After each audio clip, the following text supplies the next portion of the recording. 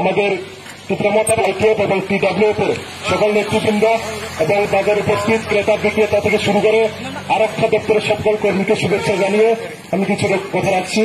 আপনারা সকলে জানেন 12 তারিখে ত্রিপুরামাথার যে একটা জনপ্লাবন দেখা গিয়েছে আজকের মাঠে, সেই জনপ্লাবনের পর থেকে আজকে রাজ্য সরকারের যারা ক্ষমতায় আছে ওরা বুঝতে পেরেছে ত্রিপুরা সাইডের কতটুকু শক্তি আছে।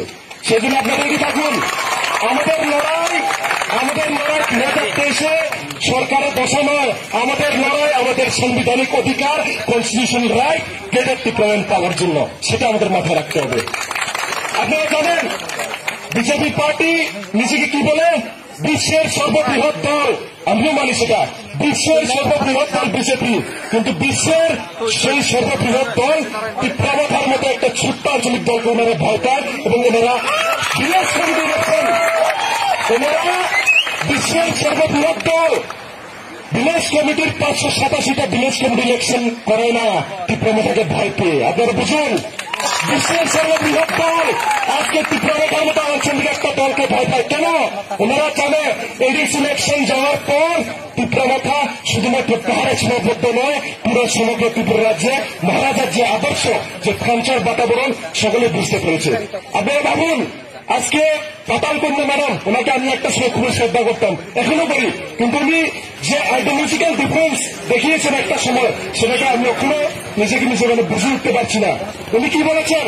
উনি বলেছেন ইলিগাল ইমিগ্রেন্ট যারা আছে ওদেরকে ডিটেক্ট এবং ডিলেট করতে হবে। তারপর কি বলেছেন?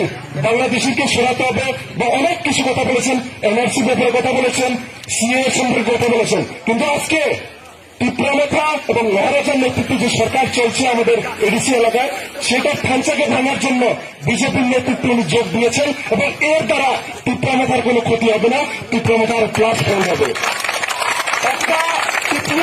ত্রিপুরা হচ্ছে একটা সোশিও পলিটিক্যাল অর্গানাইজেশন, এটা কোনো রাজনৈতিক দল নয়। সেই একটা সোশিও পলিটিক্যাল অর্গানাইজেশন যখন একটা বিজেপি পার্টিতে যোগ দেয়, যারা কোর সাপোর্টার্স আছে টিপিএফ এর, যারা ইলিগাল ইমিগ্রেন্টসের বিরুদ্ধে, যারা এনআরসির পক্ষে, যারা সিএর বিরুদ্ধে, ওনারা আজকে সবাই ত্রিপুরামাথায় যোগদান করেছে। ত্রিপুরামাথার ভয় পাওয়ার কোনো কারণ নেই। বিজেপি আজকে পাতালকন্যাকে দিয়ে যে খেলা খেলতে চাইছে, সেই খেলা কোনোদিনও সাকসেস হবে না। জয় আমাদের হচ্ছে, আপনার সঙ্গে থাকবেন। এই জয় শুধুমাত্র ত্রিপুরার জয় নয়, যারা নিজেদের অধিকারের স্বার্থে কথা বলে সকলের জয়। আমরা আজকে গেটের ত্রিপুরা কথা বলছি, পৃথক রাজ্যের কথা বলছি।